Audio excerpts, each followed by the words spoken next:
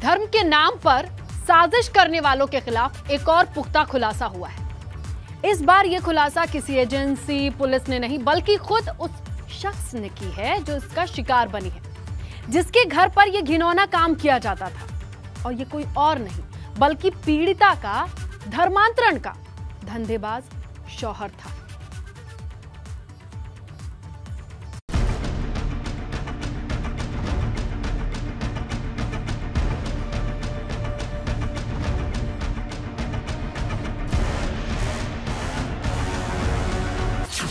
घर घर में धर्म परिवर्तन का ठेका, राजधानी में सनसनीखेज खुलासा। यूपी एटीएस की धर्मांतरण को लेकर जारी जांच में राजधानी लखनऊ की एक महिला का सनसनीखेज खुलासा बेहद अहम साबित हो सकता है, जिसमें महिला ने विदेशों से धर्मांतरण की साजिश का नेटवर्क चलाए जाने की बात की है। सबसे खास बात यह है कि महिला ने बताया है कि इसके लिए किसी एक संस्था के जरिए नहीं बल्कि मुस्लिम इलाकों के घर घर में ये साजिश पाली जा रही है। लखनऊ की महिला का सनसनीखेज खुलासा, विदेशी फंडिंग से चल रही धर्मांतरण की साजिश। संस्थाओं के अलावा मुस्लिम इलाकों के घरों में भी हो रही साजिश। महिला पर भी दोस्त का धर्मांतरण कराने का था दबाव। विरोध करने पर महिला को ससुराल वालों ने घर से निकाला। यूपी एटीएस धर्मांतरण की साजिशों के पीछे विदेशी कनेक्शन की बात पहले ही कह चुकी है। इतना ही नहीं, पकड़े गए आरोपियों के पास से विदेशी कनेक्शन के कई सबूत भी सामने आए, जिसको लेकर यूपी एटीएस संदिग्ध लोगों और संदिग्ध संस्थानों की निगरानी तेज कर चुकी है। लेकिन लखनऊ की एक महिला का नया खुलासा बेहद चौंकाने वाला है। महिला ने मुस्लिम इलाकों के घर घर में धर्मांतरण की साजिश चलाए जाने का सनसनीखेज खुलासा किया है। ससुराल में होता है धर्मांतरण का काम, गैर मुस्लिम महिलाओं को लाने का दबाव। मामला इंदिरा नगर थाने के खुर्रम नगर का है, जहां पर एक पीड़िता ने अपने पति और ससुराल वालों के खिलाफ मुकदमा दर्ज कराया है। पीड़िता का आरोप है कि उसका पति और ससुराल के लोग गैर मुस्लिम महिलाओं का जबरन धर्म परिवर्तन कराते हैं। धर्मांतरण के बाद फिर उन्हें देश विरोधी गतिविधियों में शामिल करने के लिए बाकायदा ट्रेनिंग पर भेजा जाता है। इतना ही नहीं, महिला ने अपने आरोपों में एक दरगाह की भी बात कही है, जब विदेशों से कट्टरपंथी आते हैं और फंडिंग के साथ ही अवैध हथियार लाए जाने की आरोप भी है।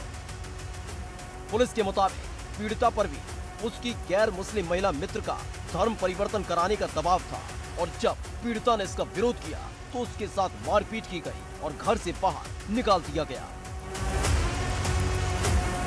महिला ने और बताया कि कुछ ही दिन पहले इनका पति जो है एक अन्य हिंदू महिला को ले आया और उसको बदला के उसका धर्म परिवर्तन कराया, साथ ही उसके देश विरोधी गतिविधियों में ट्रेनिंग देने लगा था।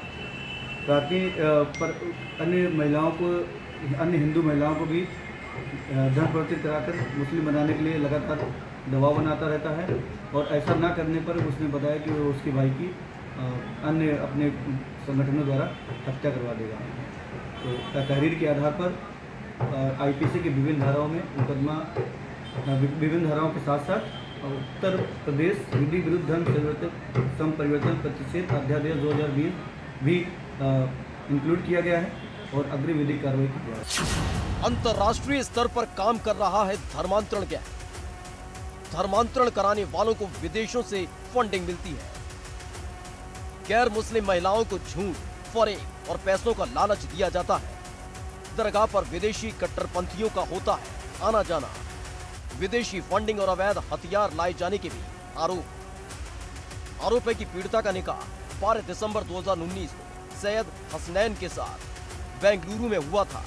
निकाह के कुछ समय बाद से पीड़िता को ससुरालियों ने प्रताड़ित करना शुरू कर दिया और पति उस पर गैर मुस्लिम महिला मित्रों से मिलवाने का दबाव बनाने लगा।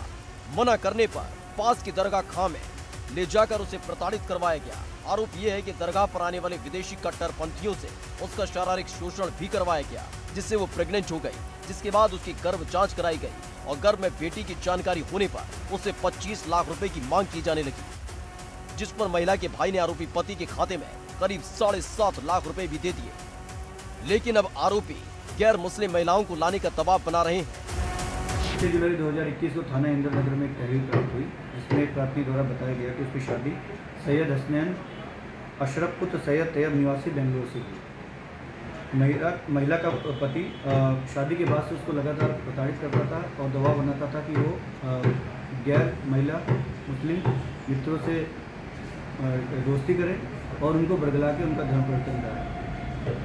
कट्टरपंथी ताकतों द्वारा उससे प्रताड़ित करता था, शादी जिहाद के नाम पर उसको बरगलाता था। ऐसा न करने पर उसको जान से मारने की धमकी देता था और उसको बचने के लिए उससे 25 लाख रुपए की डिमांड करता था, जिसके एवज में प्रार्थनी के द्वारा घर वालों द्वारा लगभग 7.5 लाख रुपए और इसके पति जो कि हसनैन है उसके अकाउंट में ट्रांसफर भी किया गया। पीड़िता ने आरोपी पति के खिलाफ कार्रवाई की मांग की है। साथ ही जिस दरगाह पर उसका पति सज्जाद नशीन है, उस दरगाह की गतिविधियों की भी जांच की मांग की है। महिला के बेहद ही गंभीर और देश की सुरक्षा से जुड़े आरोपों को देखते हुए पुलिस ने धर्मांतरण समेत कई गंभीर धाराओं में केस दर्ज किया है और मामले की जानकारी सुरक्षा एजेंसियों को भी दे दी है। लखनऊ से एबीपी गंगा के लिए शहनवाज सिद्दीकी की रिपोर्ट।